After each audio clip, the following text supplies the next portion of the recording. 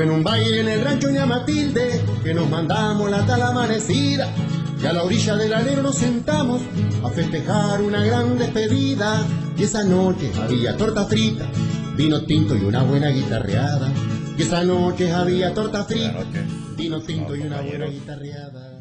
Estamos en este nuevo encuentro virtual con este grupo de estudios Dejando Huellas Uruguay, donde hemos emprendido ya hace más de un año este hermoso espacio para compartir algunas experiencias, rescatar algunos testimonios de personalidades, referentes acerca de la danza folclórica y los bailes practicados en Uruguay en los últimos 50-60 años. En esta ocasión nos compromete este encuentro con la presencia de la profesora maestra Elena Pareja, que se ha prestado generosamente a este encuentro para testimoniar sobre su trayectoria, su obra, sus actividades, y todo esto que le contamos a Elena que también va a ser un gran aporte para las futuras generaciones que van a recibir todo este material en nuestro canal de YouTube, a través de nuestro canal de YouTube, Dejando Huellas Uruguay, y quién sabe más adelante la tecnología proporcione otros medios donde quede todo este material que nosotros de alguna manera estamos recogiendo para precisamente eso, aportar sobre la historia de lo sucedido, ¿verdad? Todo lo trasuntado en nuestro país en materia de la danza y la música folclórica en el Uruguay. Le damos la bienvenida, maestra, y bueno, para que usted se presente, tenemos al profesor Jorge López desde Rivera, al profesor Fernando Figueredo desde Cerro Largo, a Miguel Franco desde Río Grande del Sur, a su colega y coterráneo entonces, Sebastián Rodríguez. Estamos a la espera del profesor maestro también Ari Thaler, ¿sí? Y bueno, de alguna manera se han excusado las dos profesoras que tenemos representantes aquí en nuestro equipo, que son Ceci Gato. Tenemos la presencia de la profesora Analía Fontán. Ahí está la maestra Elena Pareja, que le damos la bienvenida entonces nuevamente. Lo que decía Pedro, que la intención es que usted, en la gestión, que es el tema que queremos abordar, sobre todo en base al Pericón, que nos cuente un poco su trayectoria, hasta dónde, en qué momento llega justamente al encuentro con esa propuesta. Un poco que nos haga un cronológico, qué la motiva hasta ese encuentro fundamental de lo que es el Gran Pericón que se organizó y que se gestó ahí en Canelones. Fue realmente un desafío importante, pero de alguna manera había todo un compromiso, digamos, con la danza y con su contexto, con la historia. Siempre, claro, como profesora de historia, naturalmente las actividades culturales que encaramos, siempre estoy tratando de explicarlas para que se comprendan mejor. Y bueno, es cierto, no he tenido tantas posibilidades de hacer un intercambio sobre, digamos, la teoría o la práctica en sí de la danza del Pericón, pero siempre debo decir que la asocié a una historia, a un momento, que siempre me parece que es bueno que lo tengamos en el presente. Es una manifestación cultural muy, muy oriental, muy artiguista. Siempre esos valores que me parece el Pericón nos está sugiriendo, nos está transmitiendo, es un periodo del tiempo de nuestra historia, de nuestra conformación de la identidad nacional, que esta danza y la danza folclórica en general creo que ha aportado muchísimo. Y es una manifestación cultural, por supuesto, que debe verse como otras manifestaciones culturales. Si algo hoy vivimos todos los días, es justamente esa riqueza cultural que nuestro país y que tiene, y donde se dan manifestaciones muy diversas. Justamente ese multiculturalismo creo que es el que hoy nos da una gran riqueza. Y bueno, el pericón entonces como danza, pero también con un contexto, me parece, de valores, eh, de solidaridad, de unirse en la amistad, de encontrarse, esos espacios que va generando y que creo que es todo un aprendizaje de vida republicana, de vida muy democrática. Y bueno, creo que en todo eso, por supuesto, lo específico de la danza, que es hermosísima, y bueno, su coreografía y todo eso, que ustedes saben mucho más que yo, pero tiene muchísimo significado, y como que va pautando esos momentos de nuestra vida republicana que tiene que ver con desafíos grandes que tuvo nuestra patria, y no solo nuestra patria, la región. Y yo creo que eso también tenemos que recuperarlo, porque no olvidemos que el pericón es como anterior a nuestros movimientos de independencia, o que luego se va a ir dando con ellos, pero también le antecede. Por consiguiente, estábamos hablando de un espacio territorial, regional, mucho más amplio que el que nos dejaron luego los estados nacionales.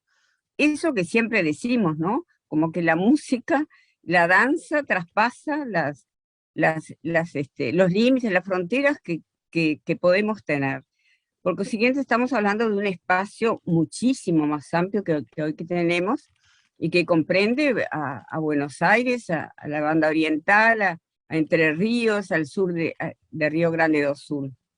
Entonces, todo ese imaginario que nos despierta la danza en general, pero el pericón también, que tiene connotaciones muy, muy fuertes, es lo que a nosotros nos llevó en Canelones a que esta danza fuera un referente importante en nuestra construcción cultural, social, patrimonial, porque muy tempranamente empezamos a solicitar a las autoridades pertinentes que esta danza quizás no lo hicimos bien, porque nosotros nos salteábamos esta etapa tan importante de la construcción de todos, de la comunidad, de los distintos grupos sociales, culturales, de cómo se construye y cómo es una declaración de patrimonio cultural inmaterial para formar parte del inventario, como muy bien nos explicó la directora del patrimonio inmaterial. Nosotros ya en el 2008, luego en el 2010, porque estuve revisando, solicitando información a Patrimonio, solicitábamos la declaración como Patrimonio de la Humanidad. O sea, que nos estábamos como salteando una etapa que es tan importante, que es esta en la que nos encontramos en este momento. Y bueno, recuerdo que hasta habíamos elaborado, Sebastián también era un puntal de esta organización, Sebastián Rodríguez, de manera que él también recordará que habíamos hecho hasta algunas preguntas acerca de cómo veían la danza, cómo la representaban, qué elementos manejaban en los contextos culturales y sociales, y ahí también esa pregunta de como patrimonio el pericón. Y bueno, se realizó durante 7 años, y además tenía también para nosotros un significado especial, porque lo asociábamos a la declaración, a la conmemoración del primer pabellón patrio, aquel que se había dado el 18 de diciembre del 28, y que había sido enarbolado por Joaquín Suárez, y bueno. Entonces, el 2008 era el 180 aniversario del pabellón nacional. Y bueno, fue realmente un momento muy importante, de un gran esfuerzo, como siempre digo, el tema patrimonial se ha aumentado su espacio, su trabajo en cuanto a la sociedad, a la comunidad, a los grupos sociales que cada vez son mayores, pero quizás aún falta a nivel de la institucionalidad, si bien hay una valoración, pero creo que falta un reconocimiento aún mayor. Y bueno, nosotros tratábamos de invitar, de convocar en Canelones, pero quisimos hacerlo aún más allá. Y bueno, así logramos realmente participaciones muy, muy importantes del litoral del país, de la zona de la frontera, de Cerro Largo, de Tacuarembó, Paso de los Toros sobre todo, Paysandú, Salto, Mercedes, Río Negro, Durazno, y debo destacar que Maldonado era de los mejores lugares, y no porque esté Pedro Amarillo acá, era de los mejores, los que participaban con más rondas. Y en el 2008, bueno, tuvimos 1.200 bailarines y aproximadamente creo que eran 220 rondas, capaz que Sebastián se acuerda más, pero fue realmente muy, muy importante. Y bueno, eran 2 días de festejos, teníamos también disponíamos de un espacio, de un escenario para hacer también un reconocimiento mayor a los grupos que quisieran participar. Y así se fue dando, y en ese momento, de acuerdo a lo que me han informado, por suerte, hay un buen registro. Creo que eso nos puede ayudar, en el sentido que hay un registro del 2011, del 2008 al 2014, en cuanto a todos los elencos, a todos los grupos de participantes, de los distintos lugares, de sus directores, de los grupos de danza, digamos, más profesionales, pero también otros de los grupos que se formaron en la sociedad civil, y ahí debo destacar en Canelones, porque en Canelones creo que todos eran grupos, salvo alguno que podía ser, no, estaba así, había grupos profesionales y bien interesantes. Pero también se formaron otros, por ejemplo, recuerdo al agrimensor Oscar Nobile, que nos ayudó muchísimo, porque no sé si recuerdan, en el primer Pericón desplegamos sobre los bailarines el pabellón nacional. Fue un trabajo impresionante, pero bueno, ahí Oscar Nobile lo nombro porque él fue de los que nos ayudó mucho. Él es integrante del Instituto Histórico de Canelones, y la verdad que colaboró y nos ayudó a implementar esa idea que habíamos tenido. Bueno, fue muy bien registrada, eso también lo estoy buscando, y he avanzado en el sentido de tener registros fotográficos, también algunas filmaciones, porque ahí se filmó muy bien todo ese armado del pabellón sobre los bailarines, que fue realmente muy emotivo. Y bueno, así se fue dando sucesivamente, y siempre, tanto en el 2009, el 10, también cuando se aproximó el bicentenario de los festejos de 1811, ahí también en el 2010 ya empezamos a unirlo con el bicentenario, y eso lo dejamos registrado en diversos textos que fuimos desarrollando, no solo cuando convocábamos, sino también cuando recibíamos de los grupos, de los distintos grupos que participaban, porque les solicitábamos que ellos hicieran su devolución de cómo lo habían vivido, no solo el momento ese, sino el proceso. Nos interesaban mucho los ensayos, y bueno, nosotros también participamos. Recuerdo que estaba la profesora de danza Rosana Prato, que ayudó muchísimo.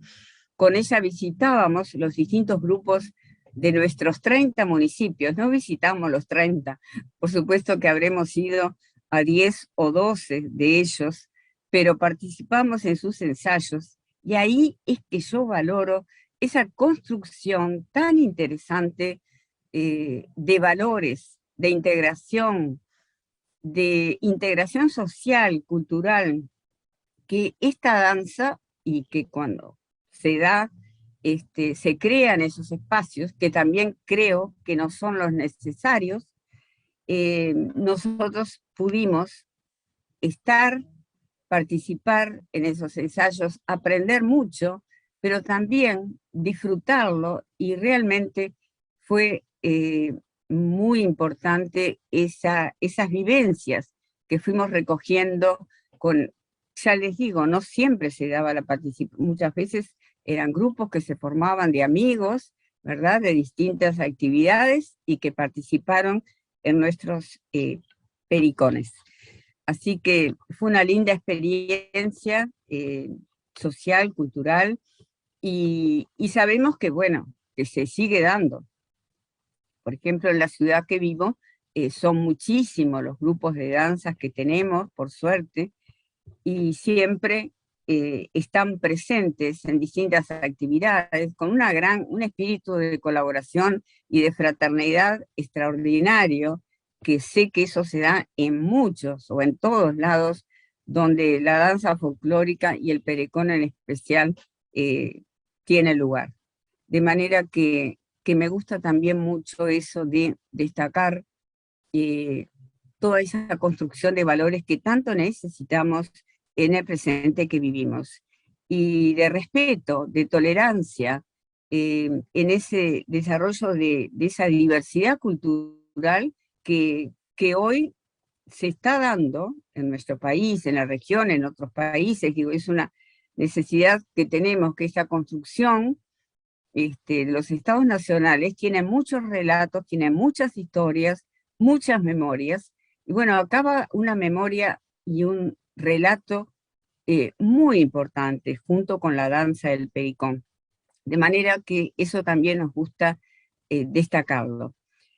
Y la preocupación que siempre se nos planteó en el pericón en los sucesivos que del 2007 al 2014 organizamos, era cómo estar en los centros educativos, en la educación formal y en la educación no formal. Y esa es una inquietud que hoy se nos sigue planteando.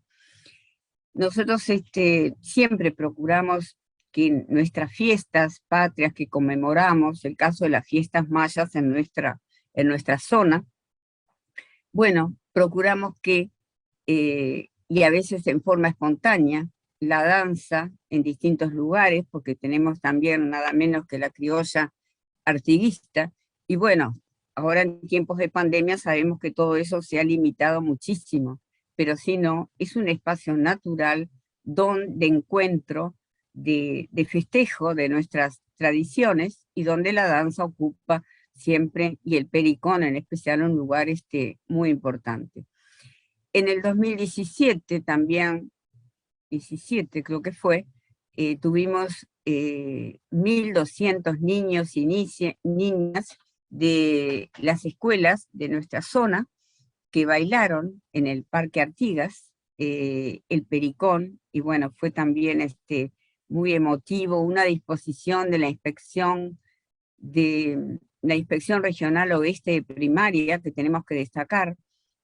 Lo desarrollaron con una naturalidad, profesores de danza y profesores de educación física, que también colaboraron muchísimo, y creo que en pocas semanas tuvimos una organización extraordinaria, y pusimos en el espacio público ese pericón de los niños y niñas, que fue realmente algo fantástico, y que nuevamente queremos reeditarlo. Lo íbamos a hacer en el 2020.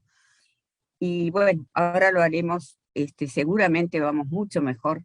Ojalá podamos hacerlo entonces en mayo del 2022.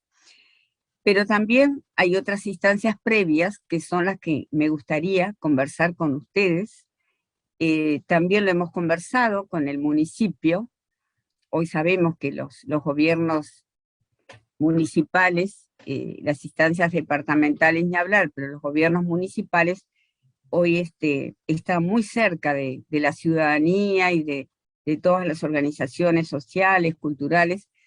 Y bueno, tuvimos posibilidad también de hablar con el alcalde y comunicarle esta inquietud, y ya hay una disposición natural para convocar a todos los grupos de danza, a la criolla artiguista, a todas las instituciones, a la educación primaria, secundaria, a la UTU, a los efectos de ir haciendo los registros correspondientes, pero también, como nos decía Leticia Canela, las historias y todo ese registro que estamos haciendo es muy valioso, pero lo que también nos da la seguridad de que este patrimonio es un patrimonio vivo, como ella nos decía, es justamente esa valorización, ese registro, ese cuidarlo, comprometernos a difundirlo, pero en este presente que estamos viviendo. Entonces ahí también es que estamos dispuestos a hacer esa convocatoria que se va a hacer a la brevedad, con la idea de, por supuesto, seguir registrando, porque ustedes no se imaginan, o ya lo han hecho, la riqueza, el acervo patrimonial que tienen las escuelas, por ejemplo, en esos registros, en esos archivos escolares, rurales. Bueno, seguro que el pericón ahí es una danza importantísima en cualquier rincón de nuestro país. Y ahí hay buenos registros. Ahora, lo importante también es ese patrimonio vivo hoy, ¿verdad? Y cómo lo seguimos viviendo y cómo lo compartimos, ¿verdad? En nuestra sociedad, en nuestras comunidades, que es lo que nos va a dar esa fortaleza de poder llegar entonces a que esta danza que se merece formar parte de ese inventario del patrimonio cultural y material nacional. Por aquí me quedo, es un poco lo que quería transmitir. Magnífico, magnífico, magnífico. No sé si me escucha bien ahora, ¿sí? Sí, mejor. Bien, accedí a una sugerencia del compañero amigo Fernando Figueredo, desde Cerro Largo, que me hablaba de la utilización y empleo de un micrófono. Muy bien, aquí estamos, con un Telefunken, pero marchando bien. Elena, ha sido muy generosa con esta redacción que ha hecho usted de toda esta trayectoria muy, muy significativa con respecto a lo que es el Pericón, lo que ha sido el Pericón, el trabajo que están haciendo y que han hecho allí en Canelones. Y uno de los puntos muy importantes que hemos estado estudiando aquí en este grupo ha sido la intervención de algunos personajes de la historia que se han vinculado con estos hechos. Usted ha manifestado desde la época anterior a la independencia, en la independencia y demás. Usted tendría, abusando un poquito de su profesión como historiadora, como profesora de historia, ¿habría algún aporte para hacer respecto a esos personajes de la historia que participaron, que tuvieron algún vínculo con ese trajinar sobre la cultura, la música y la danza desde aquella época en relación al Pericón precisamente? Bueno, yo como les decía, en realidad, decirles así en forma, es la historia que todos conocemos sobre el Pericón, ¿verdad? Sí, me gustaría que se pudiera realizar un mayor destaque de aquellos momentos centrales en la historia propiamente de la danza, ¿verdad? Y cuando digo esto, pero ahí ustedes me van a tener que ayudar. No sé, la figura de Gerardo Grasso, por ejemplo, creo que no la tenemos no hemos logrado una apropiación social, y creo que fue un aporte realmente interesantísimo, más allá de que creo que Ayestarán habla, Lauro Ayestarán habla de que hay un antecedente en anterior a 1886, hablando de las pautaciones de nuestro país, ¿no? De la República Oriental del Uruguay. y no sé, Gerardo Grasso, pero además porque lo practica en un lugar muy especial, ¿no? Que fue la Escuela de Artes y Oficios. Y bueno, y luego la difusión que tuvo. Creo que, no sé, es una figura que no se le ha dado lugar, pero eso es desde lo que yo conozco, no sé si se le ha dado una difusión mayor o tiene un reconocimiento, pero la difusión que tuvo en nuestro país, luego en la Argentina, y a través también, por supuesto, del circo de los Podestá y del guitarrista Sagreras, pero creo que ahí tenemos como que hay algunos mojones relevantes en esta historia que tendríamos que marcar, que tendríamos que señalar, porque en definitiva es el espacio público, ¿verdad? El que nos da el reconocimiento de los que están, los que son hacedores de esta historia y de esta práctica y de esta danza. Y para gestar eso entonces creo que tendríamos que buscar distintos momentos de la misma y sobre todo difundirlos, porque también para que la gente pueda apropiarse de la danza, encontrarle sentido, también está esa búsqueda del pasado, pero con el presente, ¿verdad? Y qué nos y qué nos está aportando hacia el futuro que queremos construir.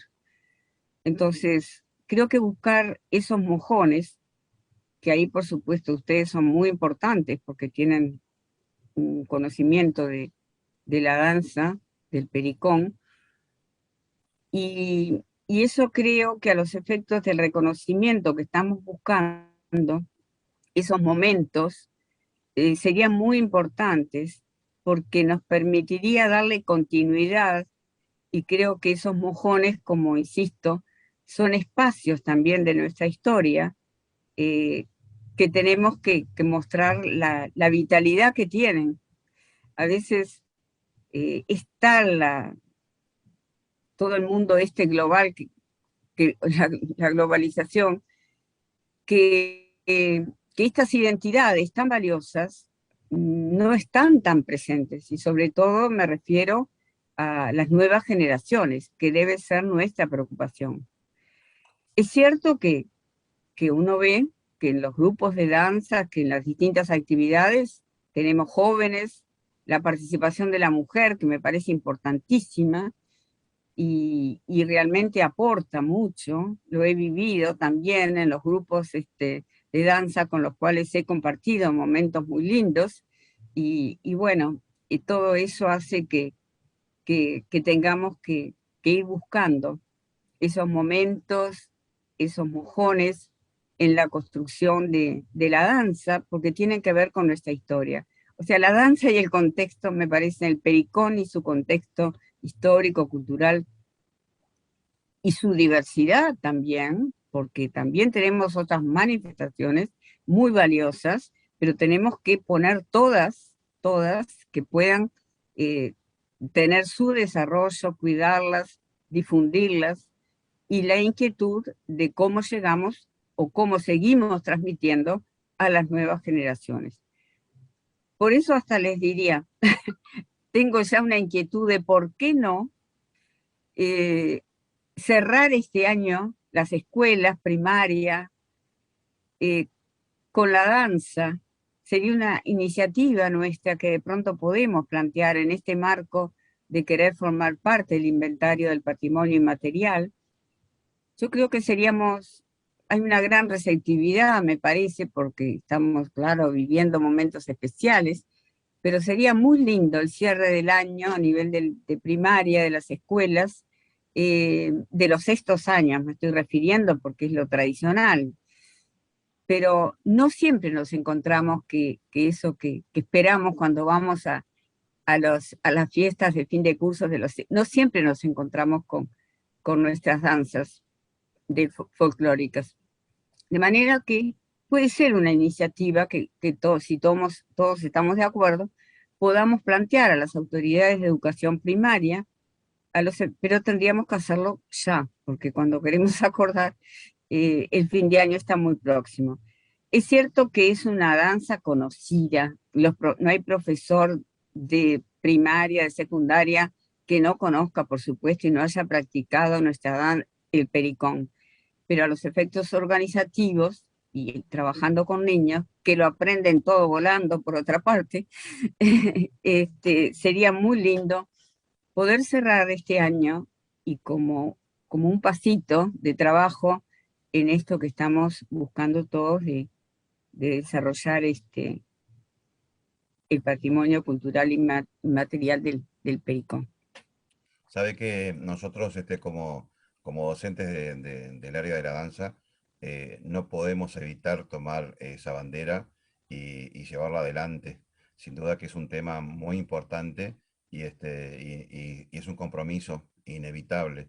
Pero antes de seguir con este tema, sería muy bueno ahondar en uno de los mojones, precisamente que usted citaba, como usted citaba, de la historia. Jorge, creo que a eso te vas a referir, Jorge López. Sí, sí, propiamente. Una de las cuestiones que hemos hablado incluso en el cursillo de patrimonio y en el diálogo que hemos tenido a razón de la invitación de la Comisión de Patrimonio Inmaterial con Leticia Canela es un poco registrar todo ese proceso histórico justamente que fundamenta los espacios donde la danza se fue plasmando y donde va quedando ese registro, como para tener una certeza en el espacio, ¿no? Más allá que en lo que a nosotros nos parece que nos queda como algo, como una de las artes, sino donde realmente se registra que sucedieron. Y tenemos dentro de este colectivo un punto de vista muy claro sobre la gran figura de José Pedro Vieira, un brasileño riograndense que se afinca en ese proceso histórico de la Cruzada Libertadora, de la independencia de los movimientos independentistas en el Uruguay. Es una gran figura también en Argentina, en el proceso que acompaña a San Martín, y que, bueno, él es en sí mismo un gran personaje para esta danza, y nos cuestionamos a veces qué se conoce de él a nivel histórico, sobre todo, qué registros, porque nosotros tenemos esas pequeñas citaciones que algunos autores de danza o de música se refieren a él, pero dentro de la historia, ¿qué reconocimiento hay hacia eso, ¿no? Y luego, así como él, otros puntos. Nosotros tenemos también citaciones sobre que don Fructuoso Rivera en Tacuarembó genera y motiva por ser bastonero, porque le gustaba la danza, ser uno de los generadores del pabellón, que en Durazno ayer se festejaron los 200 años del departamento. En su casa o en los alrededores de su casa, él siempre motivaba tertulias, saraos y demás, y eran instancias donde él era otro de los grandes motivadores de pericones. Entonces, son figuras emblemáticas de la historia que inciden en la danza y que hoy las seguimos rememorando porque quedaron vigentes en los pueblos a razón de estas situaciones puntuales dentro de la historia. Por ahí va la pregunta: ¿qué registros dentro de la historia entienden que apuntan hacia eso? Sí, yo la verdad que registros así, los registros así más particulares de distintos, nosotros hemos tenido una realidad por toda nuestra estructura económica, social, muy caudillista, ¿no? De manera que es natural que la danza, que todo el desarrollo de ese encuentro de los caudillos con su gente, los fogones, todas esas prácticas de la campaña. Yo no podría citar así en forma particular representantes de nuestra historia y de nuestra patria vieja que tenga datos que hayan participado en este tipo de danza. Yo lo que me parece importante es de alguna manera mostrar cómo el pericón y nuestras danzas folclóricas fueron moldeando esas ideas republicanas que planteé anteriormente. Y cuando digo republicanas, digo un poco como planteaba el doctor Gros Espiel. Ese republicanismo, decía él, que viene de muy hondo, viene de esos grupos de la campaña, de esas multitudes campesinas, de los gauchos, los distintos grupos sociales que formaban parte de ese ejército artiguista. Y me parece importante esa vinculación, porque, como ya lo dije también, ese republicanismo y ese reconocimiento fue impresionante, el reconocimiento que hace Artigas y la revolución en general a las distintas vertientes culturales que integraban el movimiento. Eso me parece que tenemos que tenerlo muy en cuenta y destacarlo. Cuando Artigas en 1813 está diciendo en las instrucciones la libertad civil y religiosa en toda su extensión imaginable, está reconociendo todas las culturas, lo cual ha sido un proceso muy complejo, porque luego digamos, el modelo triunfante después de la derrota de Artigas es un modelo muy estatalista, digamos, por llamarlo de alguna manera, y como que reconoce una forma muy homogénea culturalmente, como única. No es lo que veníamos viviendo en el artiguismo. Entonces, a mí me parece también que todo ese espacio, ese tiempo histórico, esa cultura que nos impregnó valores de respeto, de tolerancia, de encuentro, eso me parece importantísimo, que es un periodo de la historia que nosotros lo unimos con este desarrollo, con esta danza, que quizás está bien lo que ustedes plantean, que debemos buscar momentos más puntuales o esa historia que ustedes están planteando en cuanto a determinados momentos o personajes o dirigentes de la revolución o de la construcción de nuestro Estado Nacional. Yo lo que encuentro es esa necesidad de ubicarlo o de traer al presente esos momentos que no están a veces tan mostrados o que no los tienen, no están tan apropiados por quienes están de alguna manera en la dirección de nuestros espacios nacionales. Y creo que nuestras comunidades, y estoy hablando de lo que organizamos a nivel de la sociedad civil, que como muy bien nos dijo también Leticia Canela, esas construcciones de la sociedad civil, esos portadores de este bien, son los fundamentales y son a quienes tenemos que llegar, tener claros sus registros a través de entrevistas, a través de las formas que fueren. Registros que podemos tener en el pasado, pero que también tenemos que seguir elaborando y continuando en el presente. Tenemos todo un relato, naturalmente institucional, nacional, que no lo dejamos de lado, pero acá en el patrimonio cultural inmaterial lo relevante son los relatos, las experiencias de sus portadores. Por consiguiente, ahí también tenemos que hacer un trabajo que esos relatos, a través de las entrevistas o de las formas que fueren, podamos traerlo entonces a un espacio público para que estos se hagan visibles. Sin duda hay una riqueza muy importante que compartir, en base a toda esta historia, en base a la música y a la coreografía de esta danza del pericón.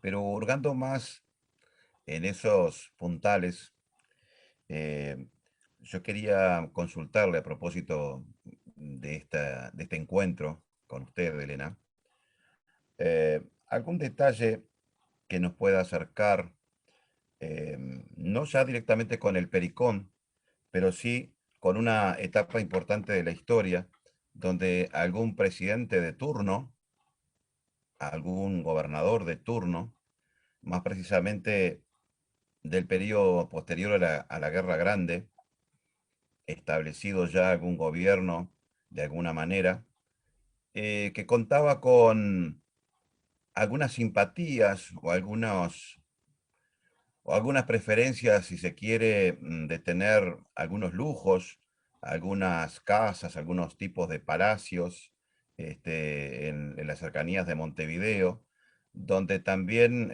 gustaba de reunir músicos o tener fiestas elegantes. Si en sus conocimientos de historia nos pueden enriquecer acerca de si esas costumbres que tenía este gobernante, este presidente, eh, incluyeron algún detalle en los documentos, en las referencias, ¿verdad?, que se puedan rescatar respecto a esas músicas o a esos bailes o a qué tipo de reuniones apunta, si hay algún registro histórico. Bueno, ahí capaz que son ustedes más los que me pueden explicar. No sé a qué periodo y a qué gobernante te estás refiriendo, Pedro. Tenemos un Latorre que cursó toda una instancia muy importante y destacada en nuestra historia, pero hubo otros que tenían algunos establecimientos, algunas casas, reitero, algunos palacios, algún detalle muy especial que lo hizo destacar dentro de su, de su gobernatura como característica. Las casas quintas, algún espacio importante donde reunir mucha gente, con, con cierta, con cierto corte, con cierto destaque para la época. Sebastián Rodríguez Stajes o Santos está preguntando si algo por Sebastián ahí, ¿puede quiere ser? hablar. Sebastián Sí, quiere hablar. él lo quiere decir, Sebastián, bueno, adelante Sebastián.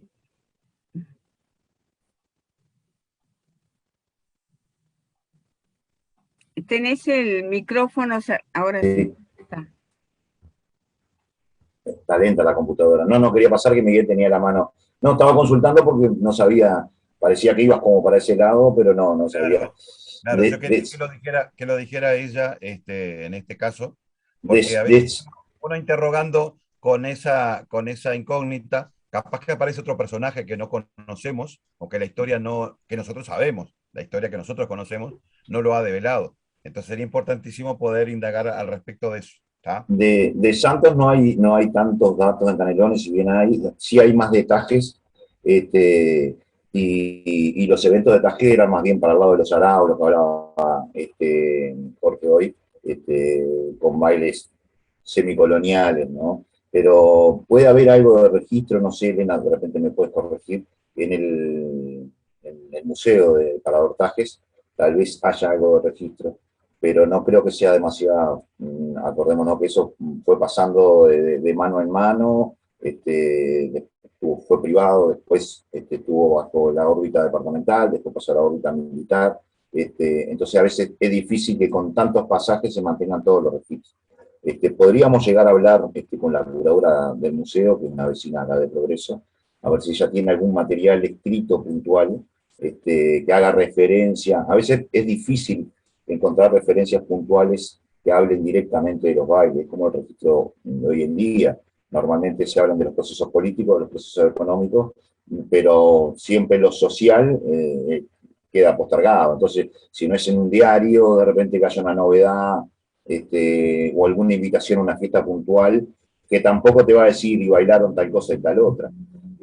Eso capaz que es más fácil en la reconstrucción histórica, que un viajante te diga si bailaba esto o aquello, o parecía que bailaban esto o aquello, que de repente ya más actual, increíblemente, porque lo que no caía en el periódico no se mantenía registro. O sea, nadie va a escribir en un libro sobre la fiesta de Tajes o de Máximo Santo.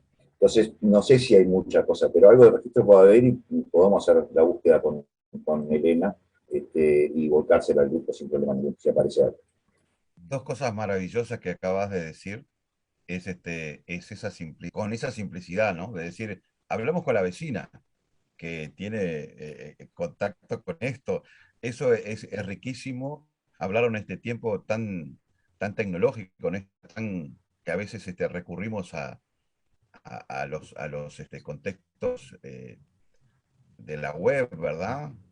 Para poder averiguar esta cercanía con la proximidad con un vecino, con alguien que está vinculado al quehacer, lo hace mucho, mucho más interesante. La curadora de ese museo es hija de un violinista, uno de los únicos violinistas folclóricos que había acá en la zona, que es Estopo, ya fallecido él, pero que llegó a enseñar violín para música folclórica, que no es lo normal, un instrumento de violín, normalmente lo que se enseña es música clásica. Él tocaba folclore con el violín y a sus alumnos le enseñaba a tocar folclore. Incluso fue docente de papá de acordeón también, antes que papá hiciera el conservatorio. Un músico polifacético, y la hija, increíblemente, es la curadora del Museo del Parador Tajes, y está cerquita, acá a 10 kilómetros, así que podemos hacerle la consulta y ver qué datos podemos obtener. Qué maravilla, qué maravilla. Ojalá se pueda hacer eso, porque enriquece sin duda todo el ámbito histórico, y como decía Elena, son puntales que apoyan acerca de la identidad y de los transcursos que sin duda atravesó la sociedad. Miguel Franco, adelante. No, yo les quiero recordar, colega Elena, somos colegas de profesión, profesores de historia e investigadores. Primero recordar algo que mencionaste sobre el tema de Gerardo Grasso, ¿no? Gerardo Grasso lo que hizo fue, tomó información sobre la música del pericón antiguo, de lo que venía llegando en su época, e hizo una recreación musical del pericón. Pero, y ahora que Sebastián mencionó, sin Máximo Tajes no hubiese sucedido mucha cosa. Máximo Tajes había sido viceministro de Guerra de la Torre cuando Santos asume, ministro de Guerra de Santos, y posteriormente él fue que cerró el periodo militar periodo militar democrático. Yo siempre lo aclaro eso, porque hay muchas personas que me dicen, no, el militarismo, que fue como se nos enseñó a nosotros. Y no, digo, la Asamblea Legislativa era la que le daba el cargo al presidente, ¿no? ¿Estoy equivocado, Elena? Bueno, primero fue una dictadura, después sí, un gobierno constitucional. Primero fue un golpe de Estado, sí, lo que llamamos. Cuando te hablo del ascenso de la Torre, ¿no? Primero fue una dictadura y después asume legalmente y después renuncia. Por la Cámara, ¿no? Pero yo lo que siempre hago es la recordación de los elementos que se manejaban dentro del el espacio constitucional de la época. Fue tiempo también de persecución del gaucho, alambramiento de los campos, que implantó un sistema que no era el artiguista, que no era el artiguista. El modelo artiguista era otro. Implantó otro modelo. Pero es interesante también recuperar. Sí, te escucho. No. Yo lo que quería recordar era que Máximo Tajes tenía como parte de sus gustos la música y la danza. Y si no fuese por eso, digo, probablemente ese nuevo Pericón de segunda vida de Gerardo Grasso no hubiese sido muy conocido. Tajes tenía la costumbre de que algo que se popularizaba, él mandaba a imprimir partitura y las repartía por todo el país a todas las charangas y a todas las bandas militares que hubiesen para que las tocasen. Lo hizo tanto con el Pericón de Grasso como lo hizo con el primer tango, Dame la lata, ¿no? Abría ese espacio musical por un placer personal y fue un poco por eso que el Pericón de Grasso le da la segunda vida al Pericón. Pero hay una cosa importante. Estamos hablando de 1880 y poco. Pero cuando hablamos del Pericón hablamos de 1805, 1806. Ni hablar de los antecedentes sin nombre de la expedición Malaspina que venía a estudiar la cultura de la región sur de América del Sur. No, ya hablamos del Pericón con José Pedro Vieira, con Perico. Quien sabe, el Pericón no es un perico grande, ¿no? ¿Verdad? Está bueno, está bueno. Yo siempre planteo, cuando doy alguna charla o hablo sobre esto, del tema de que el Pericón, aquel original de Perico de José Pedro Vieira o Bailarín. Pedro José Vieira y Fernández, nacido aquí a 5 kilómetros de mi casa. Luchó en todo lo que correspondió en Uruguay, fue a Argentina, distribuyó su danza, fue a Chile, fue a Perú y volvió de Perú con todo un concepto cultural que trajo sobre la danza, ¿no? Entonces, hablando de esa primera época, yo siempre digo que el Pericón no es solo una danza, sino es la base de la creación de las danzas nuestras, tradicionales. Él fue el que dio el espacio inicial para una conformación de un acervo cultural danzario para nosotros. Y yo siempre digo que lo importante en todo es aprender la historia de todas esas cosas. O sea, perdón, no la historia, sino de esas cosas en la historia. Nada tiene su historia propia. Todas las cosas tienen una función dentro de la historia. Entonces hay gente que me dice, no, porque la historia de la danza, digo, no, la danza en la historia.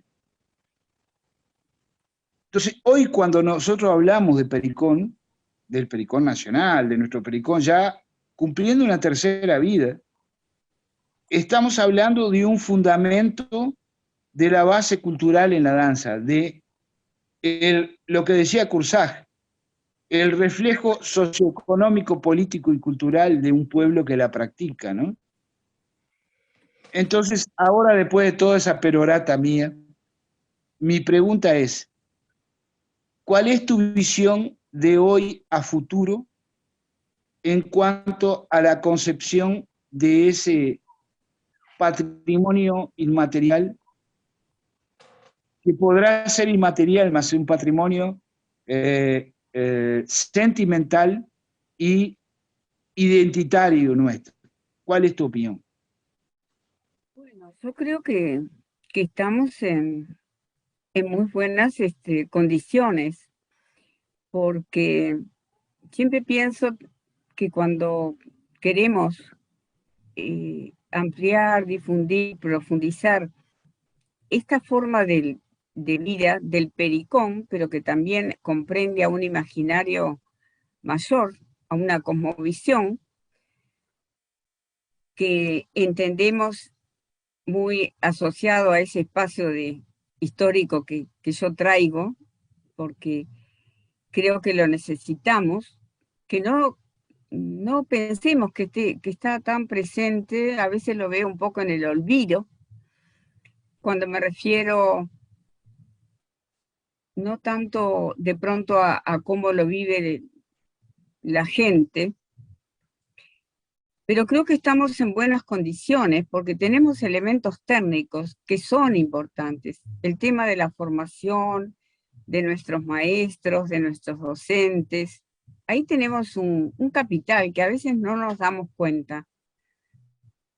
Y tenemos nuestros egresados de la escuela de danza, nuestros grupos profesionales Yo soy uno. de bailarines y bailarinas. Entonces, me parece que tenemos muchos elementos que nos permiten tener esperanza, que nos permiten ser optimistas. No obstante, a veces siento como que el mundo que nos rodea, tenemos que hacer un poco una integración, ¿verdad?, de lo local, de nuestras comunidades, pero no perder tampoco el mundo global porque nos rodea y nos penetra por todas partes. Pero de todas maneras creo que tenemos que fortalecer nuestras comunidades en torno a esta danza, la danza folclórica en general, pero el pericón, yo lo veo, aparte de ser de aportar mucho a nuestra identidad, creo que también hacia el presente y mirando hacia el futuro, creo que tenemos condiciones para trabajar, para que sea preservado, para que sea enriquecido, desarrollado, porque también no olvidemos, como todo patrimonio se resignifica, y las nuevas generaciones tenemos que estar abiertos para que esas nuevas generaciones nos sigan aportando. Por supuesto que está la fuente, esa fuente que tenemos que cuidar, porque esa fuente no puede ser modificada, que es la razón de ser, y como lo sustantivo, eso sustantivo del pericón, es lo que tenemos que cuidar y preservar. Pero las nuevas generaciones, naturalmente, que van a estar introduciendo también cambios, porque la cultura cambia, porque lo que nos rodea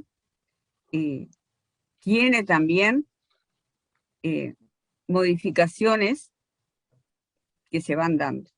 Entonces, ahí tenemos que también ir buscando, me parece, esa armonía entre lo que no, en lo que es lo sustantivo del pericón, y que por supuesto lo vamos, es lo que tenemos que cuidar, preservar, pero también estar abierto a que estos jóvenes que están en nuestra danza, que están en nuestras comunidades, que bailan el pericón y que crean esos espacios de encuentro, y también ellos están abiertos a traer su mundo cultural, lo que ellos viven. Entonces ahí es donde quizás tengamos que profundizar y tengamos que seguir viendo con ellos cómo el valor que tiene esta danza y cómo seguimos, porque insisto que no la saco de su historia, de su contexto, de todo lo que nos aporta, que es muchísimo, y que las comunidades hoy lo precisan. Recuerdo siempre las palabras de Lucía Sala, una historiadora, que decía, en momentos difíciles, no son tanto los avances tecnológicos los que nos van a resolver los problemas, sino que es los valores que hayamos sido capaces de construir. Y bueno, el pericón es algo natural que nos está aportando esos valores. Por eso es que le veo tanta esperanza y le veo mucho futuro, porque realmente se inscribe en esos procesos sociales, culturales, que son muy dinámicos por otra parte. Y por eso digo que no tenemos que alarmarnos en cuanto a también Bueno, ya Laura Gestarán cuando investigaba veía que el pericón se bailaba de una manera y de otra, y que seguían recreándolo y resignificando, de manera que no vamos a asustarnos ni asombrarnos de que esto se dé ahora. Y Todo se transfigura, todo se todo se transfigura. transforma. Nosotros Se también. transfigura, según su función y según un momento histórico, ¿no? Eso Digo, sin conocer demasiado de la danza lo vi y lo viví en esa construcción que hacíamos con el pericón en Canelones, cuando le comentaba a Pedro que en Maldonado hacían unas figuras de una manera, creo que él me dijo la Cruz del Sur, que acá en el sur, en Canelones yo no la encontraba en los grupos de danza. Y bueno, eso me parece también que es muy bueno. Hasta me acuerdo en los nombres, interesantísimo, en los nombres de los grupos de danza, cómo se reflejaban esas construcciones territoriales, ¿no? Regionales. Y creo que esa descentralización y ese regionalismo también nos enriquece, porque nos hace distintos, diversos, y ahí entro otra vez con el tema del respeto, de valorarnos, ¿verdad? Como personas. Y bueno, todos esos valores yo en el Pericón los veo y los vivo cuando he estado cerca de esa danza y de esa preparación y de ese proceso, que a veces el proceso es más lindo aún que el resultado del día que festejamos y conmemoramos. Ese proceso es muy valioso para nuestras comunidades y el desarrollo de las mismas. Empiezo a celebrar desde ya este encuentro con Elena y siempre me felicito de que ustedes, los profesores de historia, los historiadores, no abran sus libros de conocimiento en pleno, en un solo reportaje, en un solo encuentro, y posibiliten al estudiante, al oyente, al que está participando en este encuentro hoy y en un futuro, para que se motive la investigación, ¿verdad? Indagar un poco más allá de los conocimientos vertidos en esta instancia. Eso es importantísimo. Y obviamente que buscarlos a ustedes en otros espacios donde la historia sea el punto de tratar en pleno. Pero también debo decirle, Elena, que para usted haber dicho que no sabía mucho de danza, sabe mucho, tiene mucho conocimiento. Así que empodérese por ahí, porque es un puntal y son pocos los historiadores que nosotros conocemos, que hemos tenido oportunidad de conocer, que puedan referir a esos detalles y más con la vivencia que usted ha logrado en esta instancia del Pericón. Voy a atreverme a formular un espacio para que los compañeros Arital, Sebastián, si quieren de alguna manera intervenir con alguna propuesta, alguna pregunta, algún planteo, para después embanderarme con la propuesta de Elena de ese trabajo de presentar alguna inquietud respecto a organizar algo desde las escuelas, como para ir cerrando un año lectivo o organizar alguna cosa en colectivo de trabajo respecto a la presentación del Pericón como cierre, ¿verdad? En su tercera vida del Pericón en las escuelas, que este año mismo, con el breve tiempo que nos queda, se pueda formular una iniciativa a través de las autoridades para que se instituya de alguna manera la puesta en escena de la recreación coreográfica de algún Pericón en las escuelas, ¿verdad? Ari, Sebastián. Más que en consulta, siempre se lo he hecho en persona y lo vuelvo a reiterar aquí por este espacio, agradecer esa gestión que generó Elena, sin ser una persona que proveniera de la danza, si bien tiene hijos bailarines, un excelentísimo bailarín de ballet clásico del Sodre, la hija también supo participar en el ballet bailando folclore, o sea que en su familia ya está la faceta, pero ella es profesora de historia y no es profesora de danza. y sin embargo el empujón que le dio con ese proyecto del pericón, toda la dedicación que puso, que le pudimos por suerte vivir desde cerca, creo que resignificó muchísimo la danza en un momento muy oportuno.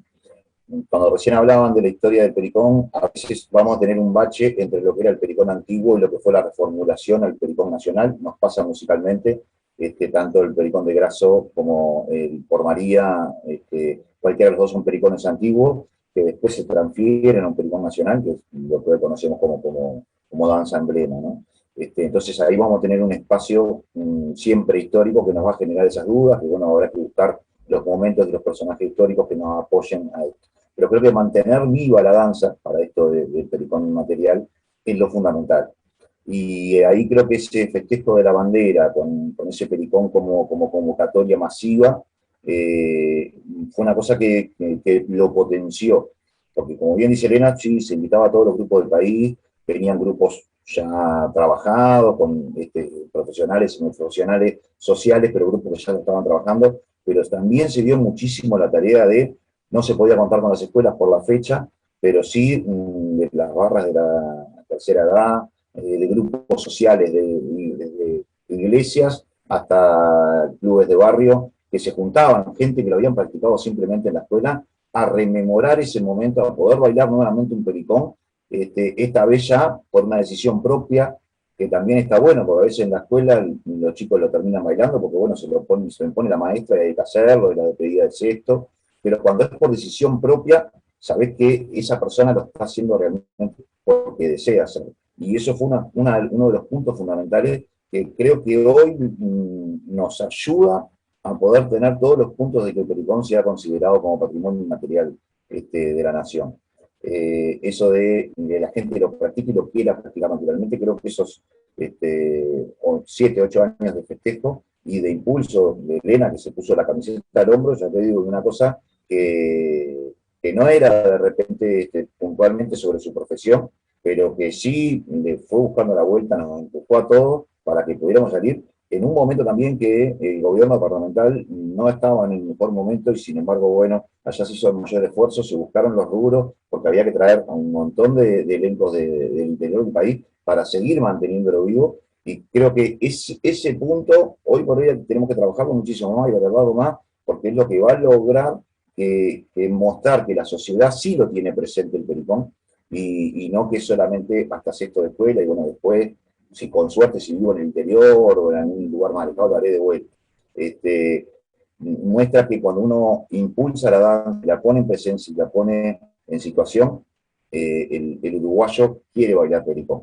Entonces, por supuesto, siempre voy a estar agradecido a ese impulso de Elena y que sigue empujándolo, más allá de que fue de las primeras que empezó con el tema del patrimonio, del pericón como patrimonio inmaterial, juntábamos firmas, como bien decía, buscaba, bueno, que la realización de cada ensayo tuviera un video, una imagen para ver cómo la gente lo preparaba, justamente para ver eso, que gente que no era bailarina estaban haciendo el pericón.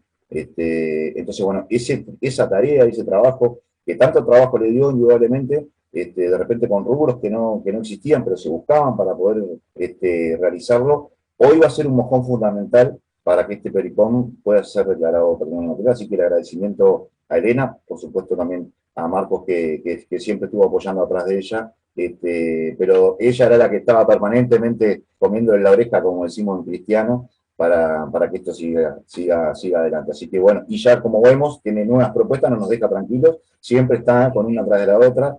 La del escolar el 18 de mayo estuvo brillante, en el 2011 también se hizo una internacional con el departamento 20, Miguel, con las colonias de Australia, de Estados Unidos y de España.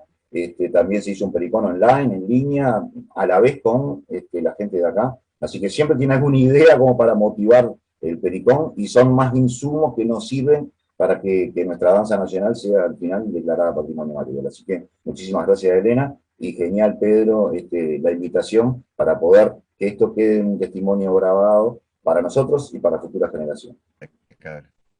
Muy bien, muy bien, muy bien. Muchas gracias.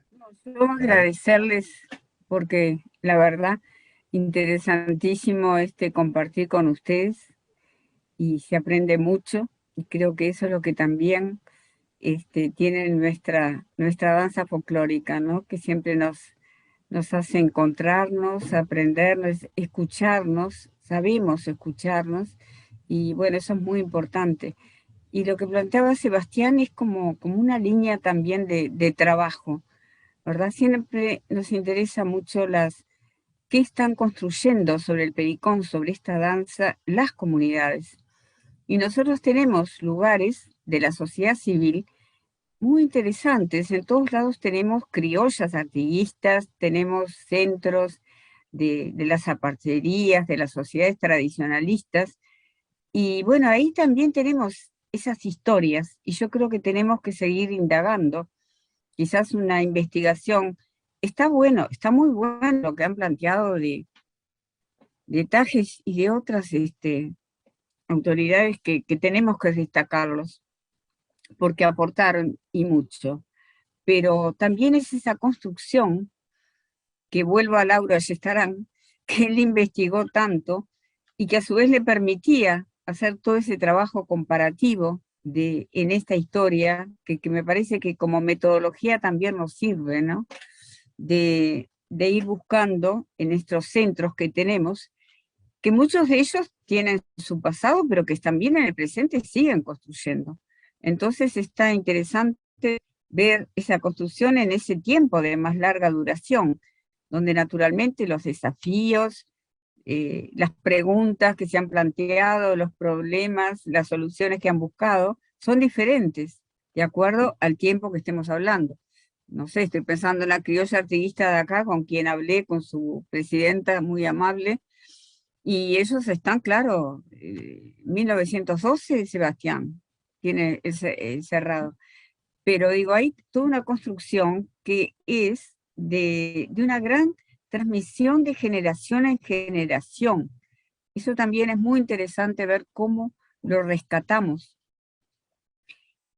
Y otros centros que también tenemos en nuestras comunidades. Y creo que también la línea de investigación debe ir a esos momentos que son mojones, también en esa construcción, podemos llamarle más oficial, pero que es importante. Pero también está este otro camino, que son cómo construyen las comunidades, y que es en definitiva lo que nos ayuda a la construcción de ese patrimonio vivo. De manera que ahí también creo que tenemos que plantearnos como algo ya tenemos, algo ya sabemos, tenemos documentos, cómo actualizamos, cómo recopilamos, cómo hacemos una síntesis, que no va a ser la última, pero cómo hacemos una síntesis que nos permita saber bien el punto de la cuestión hoy. Capaz que algunos ya lo tienen, digo, es como una línea de trabajo que también sería interesante en el marco de lo que Pedro Amarillo decía, de profundizar la investigación en todos los niveles. Bueno, buenas noches, Elena, un gusto esta charla contigo. Y creo que una de las cosas más importantes, o por lo menos de lo que yo rescato como más importante de todo lo que se comentó acá, es el tema de la resignificación. Se habló del asunto de la resignificación, y vaya si me parece un elemento sustancialmente importante en esta etapa.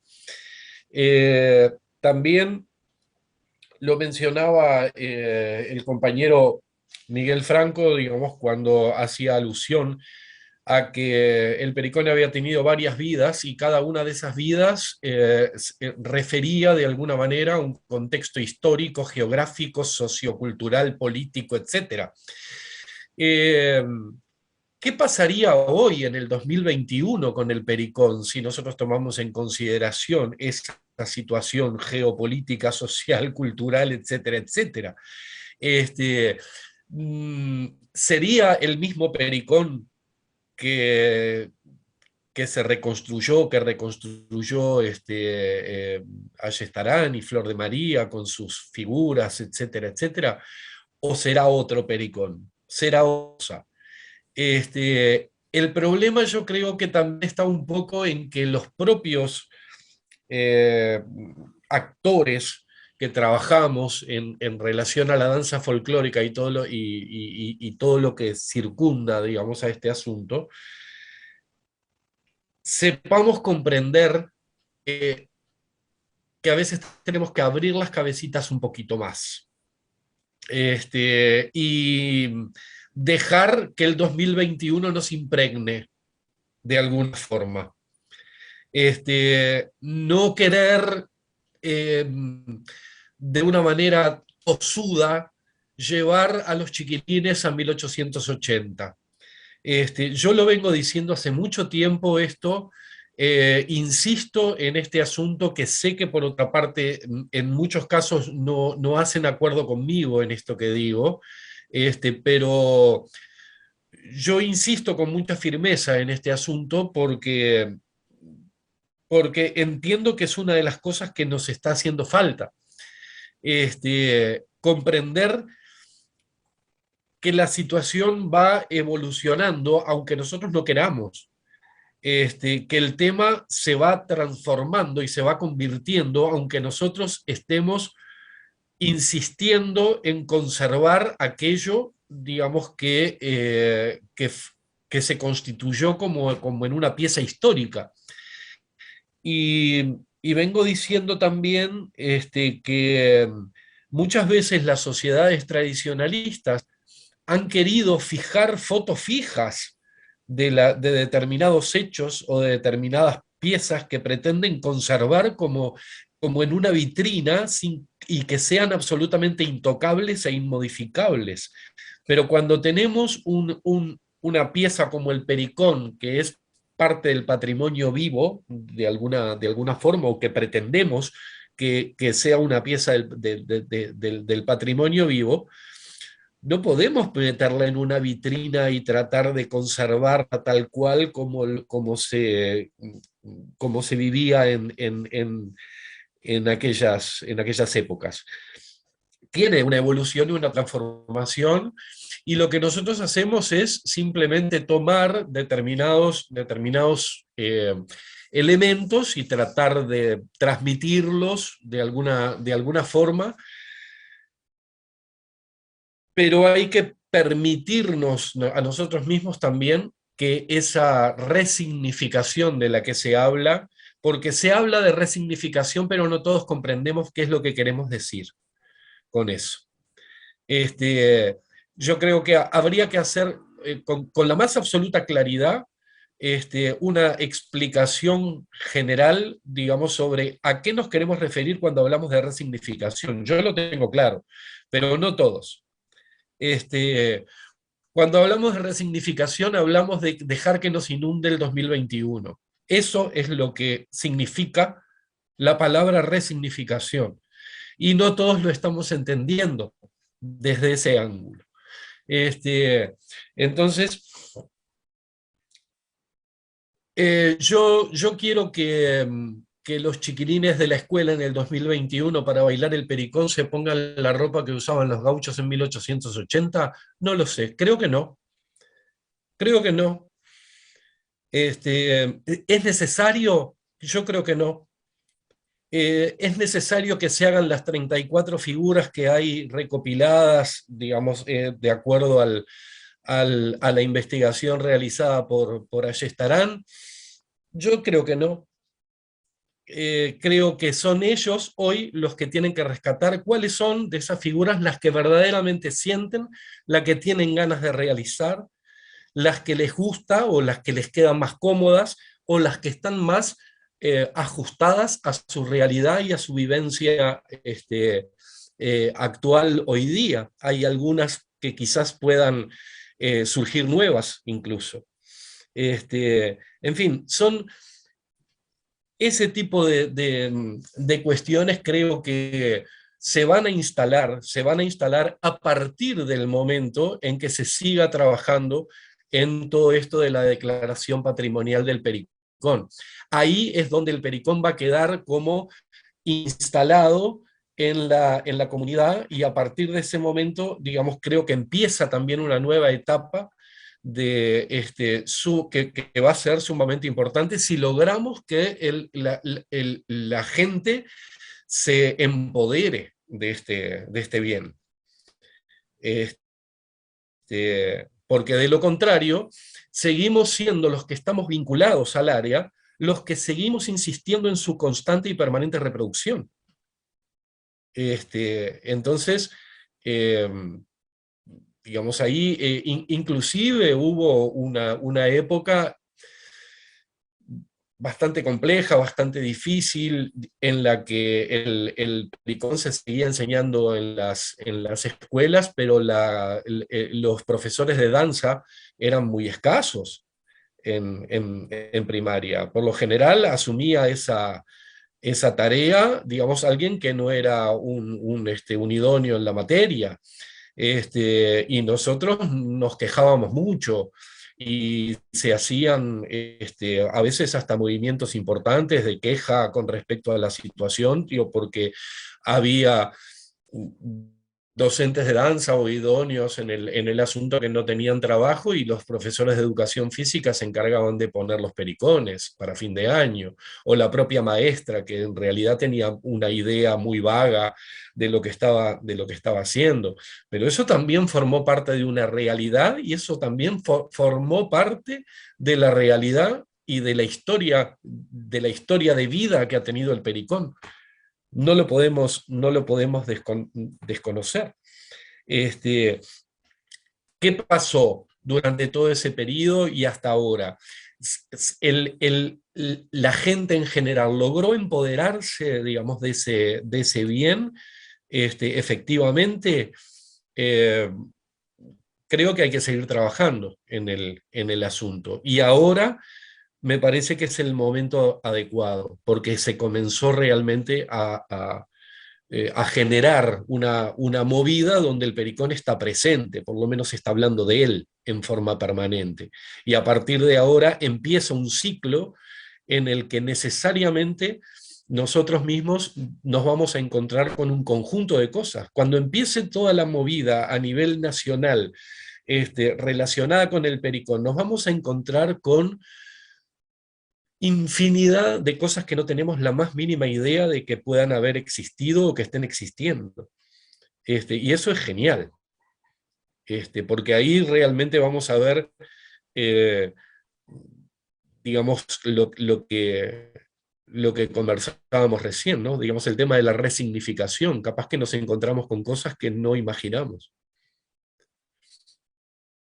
Muy bien, muy interesante. Yo tengo algo para apuntar al respecto, ya que esto es un registro testimonial, y en este momento es el momento de alzar la voz y manifestarse, expresarse. Jorge López tenía la mano levantada y yo me voy a dedicar más tarde. Ahora, era solo más que nada una acotación a lo que estaba manifestando Ari recién, y tiene mucho que ver quizás con la pauta que Elena nos dejaba en su relato sobre qué va a pasar de aquí en más, en cómo se está construyendo este proceso, y el día de mañana, ¿no? Una vez que se logre la declaración o que esté concluido la etapa inventario. ¿Cómo lo vemos hoy? Como dice Ari, este proceso, ¿cuál es la realidad actual de un pericón? ¿Cómo lo preparamos y cómo lo presentamos? Seguimos, como dice él, dirigiendo la mirada hacia momentos o fotos de una situación, en una fecha, en un ambiente, con ciertos tipos sociales. Entonces, si yo quiero desprenderme y seguir bailando pericón hoy, ¿cómo lo hago? ¿Cómo lo encaro? Siempre vamos a estar un poco más aprisionados a lo que tiene que ver con la música, porque no hay versiones novedosas de un pericón. Siempre estamos estructurados a la versión comercial o a la partitura de Gerardo Grasso, ocasionalmente a la de Pericón por María, pero ya se ve más del lado argentino esa versión.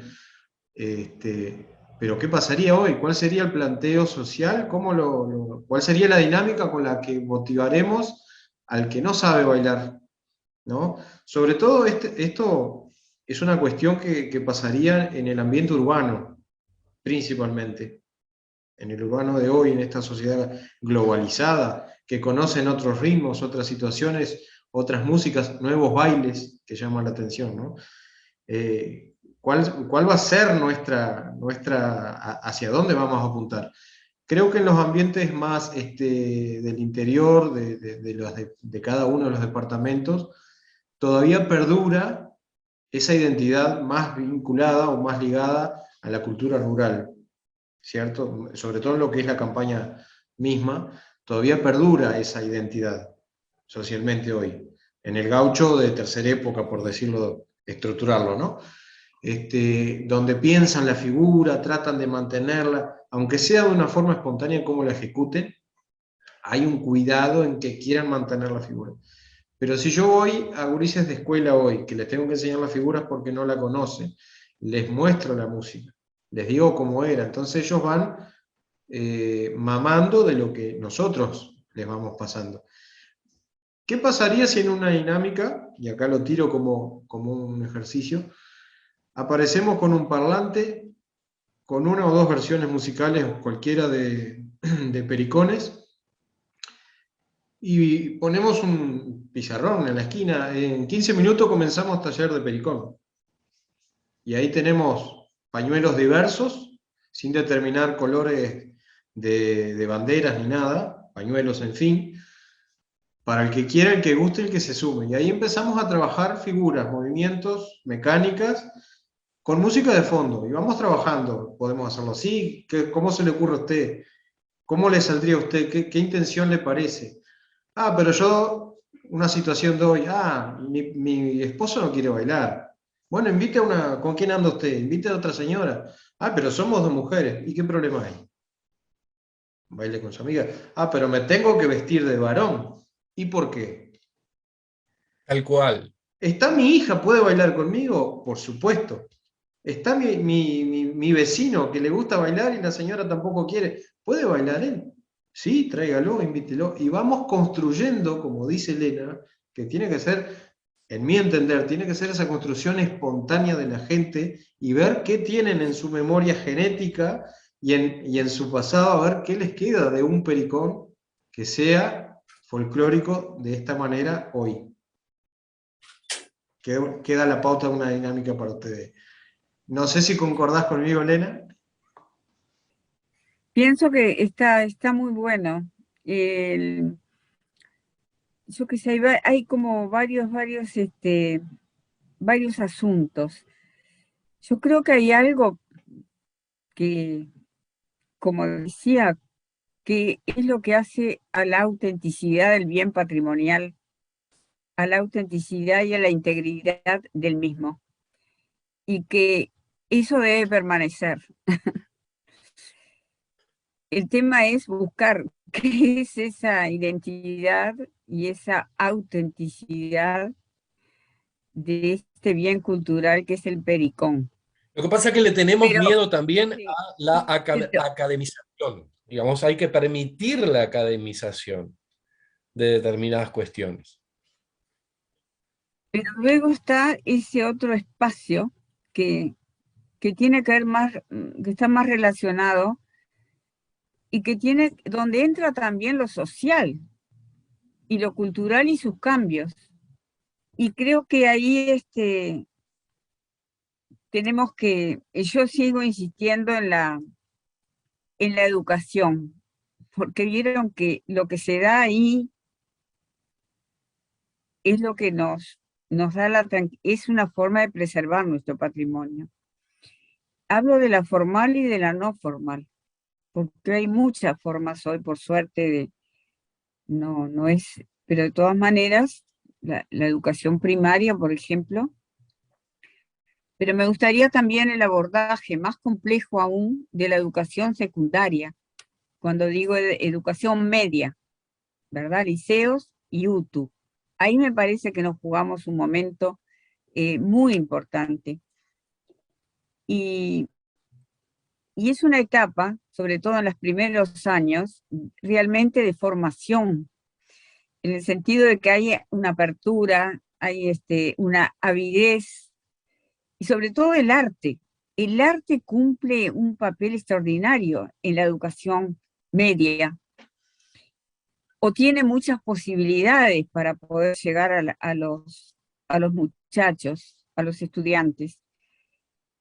Entonces creo que hay que, y creo que va acompañado también, como insisto, decía Pedro, del tema de la investigación, de cómo ponemos al día ese largo proceso de larga duración, pero que comprende a momentos muy diversos, y que quizás ese conocimiento más profundo que nos da la investigación nos permita llegar a manejarnos con otros elementos hacia lo que queremos hoy. De alguna manera, nosotros tenemos que tener claridad al respecto.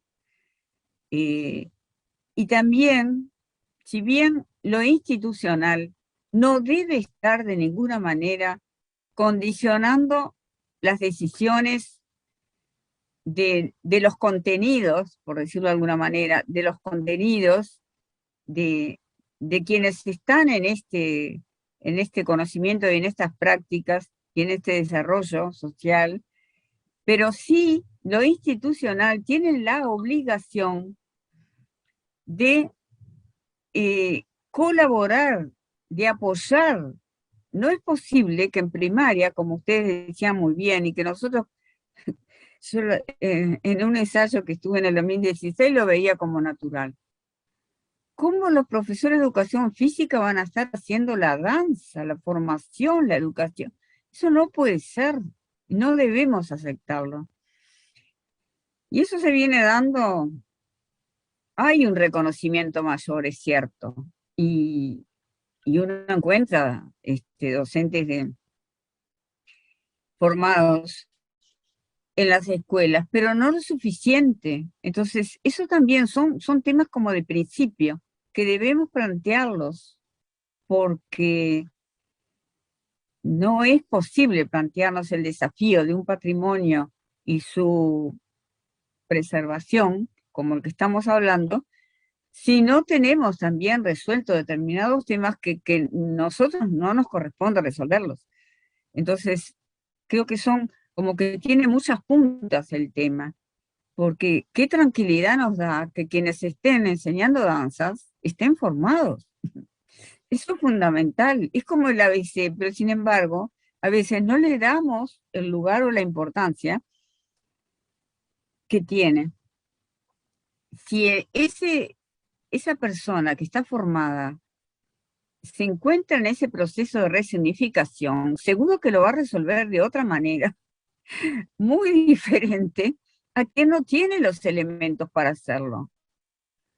Entonces, hay muchos asuntos ahí que tendríamos que no plantearnos cuando haya sido declarado, sino que ya en este proceso creo que tenemos que ir viendo cómo podemos abordarlos y llevarlos a su resolución. Son procesos largos y sí, y difíciles, porque la verdad que me parece un tema central la formación de nuestros muchachos, y cuando además toda la formación artística encuentra en ellos una gran receptividad. Y la formación artística es un gran recurso en la formación de valores, como decíamos hoy, valores que necesitamos tanto en esta construcción ciudadana. Se me borró, ¿vos sabés? Oh, no sé qué pasa. Creo que tenemos que ir terminando porque se me está moviendo la pantalla. Pero ha sido realmente interesantísimo, y sobre todo este intercambio que fuimos haciendo entre todos. Yo hice unas cuantas anotaciones, así que agradezco esta conversación y este trabajo en equipo que nos aporta mucho. Estamos en contacto, Elena, a razón de bueno, lo que está sucediendo con su tecnología. Vamos a ir cerrando. Agradecemos muchísimo este espacio, su generosidad. Esperemos que no sea la única oportunidad que podamos compartir, que podamos charlar al respecto y poner sobre el tapete puntos de vista, porque creo que, así como usted lo ha planteado, eh, acercan las charlas, plantear las coincidencias y también las diferencias. Hay una historia que está marcando una línea, una ruta. Venimos muchos trabajando hace mucho tiempo en pro de la educación, la enseñanza, poniendo andamiajes para que ciertas cosas, ciertos parámetros se conserven, se preserven. No por capricho, sino porque así lo pauta la historia y así es la única forma de preservar esas cosas con esas significaciones, con esos valores, con esos principios, con esas designaciones, con esos nombres de las cosas. Estamos en el siglo XXI, han surgido tantas modas, tantos nuevos bailes, tantas nuevas técnicas, tantas nuevas áreas artísticas. Entonces, tenemos una posibilidad inmensa de expresión para la gente, para los jóvenes, para el pueblo, para las sociedades. Entonces, al viejo dicho, al César lo que es del César, vamos a poner las cosas en su lugar. Si existen inquietudes de desarrollar nuevas danzas, nuevas formas basadas en otras, que se creen, que se generen, que se le den el valor y la importancia, pero preservemos con el nombre y las características las cosas que deben ser preservadas con esas características. Si hay alguien que se basa para crear una nueva forma, con otras modalidades, con otro tipo de características, bien, pero sea un pericón al estilo de, o cámbiele de nombre, pero preservemos las cosas que son de valor histórico, característico de nuestra identidad, porque eso es lo que estamos buscando, con la esencia primitiva, con cosas básicas primitivas. Yo creo que los que venimos trabajando en la educación desde hace muchos años, sabemos lo que es una trayectoria, lo que es una secuencia educativa. Y si la iniciamos en los 4 o 5 años de los niños y salen de sexto año de escuela con un conocimiento mínimo del esquema corporal espacial, de compartir con el compañero, con el grupo, con un colectivo, en las formas de pasos básicos y formas coreográficas básicas que forman insumos como cualquier otro arte, ¿verdad? Que se inicia dando los primeros pasos en su educación media, como decía Elena, se puede volver a retomar y enriquecer, pero todos sabemos que el individuo tiene etapas en la vida donde se va apropiando de su conocimiento corporal, ¿verdad? Para después desarrollar otras posibilidades, otras cosas. Y creo que la esencia de la educación también, desde de la parte de la danza, del compromiso de la educación física y corporal, atiende a eso. No podemos abordar a un individuo en la educación media, con un bloque de cosas que no va a poder desarrollar si no tuvo un conocimiento previo y un manejo previo de las cosas.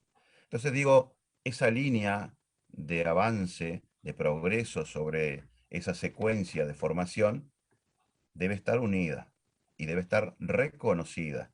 Y digo reconocimiento a razón de que todos deben saber que muchos venimos trabajando y apuntamos a esa formación básica desde el inicio de la escolaridad de los muchachos para seguirla desarrollando después, ya sea en la educación, ya sea en los ballets, ya sea en los cuerpos de baile, ya sean las otras instituciones. Hay una lucha, es un trabajo, hay un camino que seguir.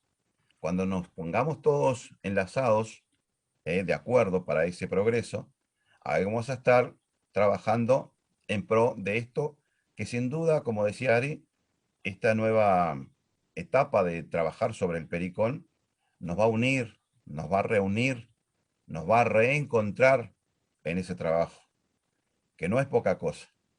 Y tampoco desconoce lo que contaba Miguel del origen del pericón, que en un momento fueron un montón para formar después una danza que fue retomada en 2 periodos después y que nosotros somos protagonistas de esa tercera vida y tenemos el compromiso en eso. Elena lo hace al convocarlo, no solamente con los grupos de baile, sino también con las escuelas. Da esas posibilidades que charlábamos el otro día con la integrante de la Comisión del Patrimonio, que es a la participación de los técnicos, de los coreógrafos, les decía ella. Ella lo llama coreógrafo, nosotros somos profesores de danza. ¿Sí? También coreografiamos, pero somos profesores, entonces estamos enseñando esas cosas. Y es importante que se reconozca el trabajo que vienen haciendo los profesores. Y sí es importante la especialización de los profesores, con todo el conocimiento y el acervo que los profesores de historia, de geografía, de sociología, ¿verdad?, de psicología nos están aportando para poder abordar esos niños, jóvenes, ¿verdad?, y potenciarlos a través de la danza. Hay muchas cosas que apuntar para que las cosas se puedan preservar en su digno origen o con características básicas de su raíz, y también, ¿por qué no?, apoyar y conformar las nuevas creaciones, las nuevas cosas que vayan surgiendo, pero que cada uno tenga su propia identidad en su propio tiempo. Conservemos lo que debemos conservar, modifíquese lo que se tenga que modificar y créese lo que se tenga que crear. Estamos en el siglo XXI, tenemos todas las capacidades, todas las condiciones. Por ahí voy yo. Muchas gracias. Para resignificar, digamos, tenemos que conocer el significado inicial, y eso es lo que no está ocurriendo. Hay mucha gurizada, digo, que conoce la existencia del pericón, pero que jamás en su vida lo practicó, y nunca lo practicó correctamente, porque no tuvo orientación para poder hacerlo. Por lo tanto, no se puede resignificar algo que se desconoce. Ese es el tema, y volvemos al punto de la educación. Es importantísimo que el empoderamiento del pericón va a llegar a partir del momento en que la gente verdaderamente lo conozca y lo haya podido practicar como corresponde y de una manera adecuada. A partir de allí comenzará recién el proceso de resignificación. Mientras tanto, la resignificación sobre una base inexistente, sobre un conocimiento inexistente, no se puede resignificar nada. Muchísimas gracias, compañeros. Muchísimas gracias, Elena, por haber aceptado esta convocatoria, este espacio. Y bueno, esperemos que nos encontremos en nuevas etapas de trabajo. El grupo de estudio Dejando Huellas queda a su orden, a su disposición, esperando su convocatoria para el trabajo en lo que tenga que ver con la danza, la investigación. Ya tenemos colegas con gran conocimiento para poder compartir y debatir. Y nada, inmensamente agradecido. Muchísimas gracias. Muchas gracias a ustedes. Ha sido un encuentro realmente muy agradable y valioso. Es muy bueno conversar entre todos y ya nos llevamos varias preguntas para compartir luego con nuestras comunidades. Gracias. Gracias. Gracias. Buenas noches, compañeros. Nos volvemos a encontrar en el próximo, valga la redundancia, el próximo encuentro con este tratamiento de actividades sobre la danza y los bailes practicados en Uruguay. Gracias.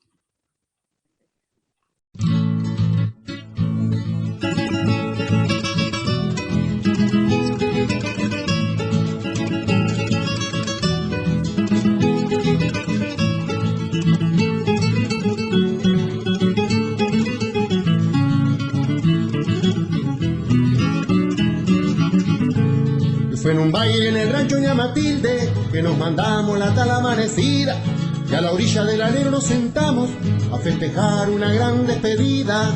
Y esa noche había torta frita, vino tinto y una buena guitarreada. Y esa noche